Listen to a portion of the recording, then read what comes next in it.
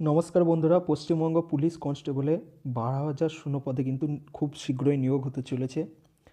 তো প্রতি বছরের মতো যেমন 2018, 19, 2020 মতো এবছরও কিন্তু রিক্রুটমেন্ট প্রসেস সেম থাকছে। অর্থাৎ প্রথমে প্রিলিমস, তারপর মাঠ, এরপর মেন্স, ইন্টারভিউ এবং ডিভি ডকুমেন্ট ভেরিফিকেশন, যেমন 5টা প্রসেসে হতো সেই প্রসেসই কিন্তু থাকছে।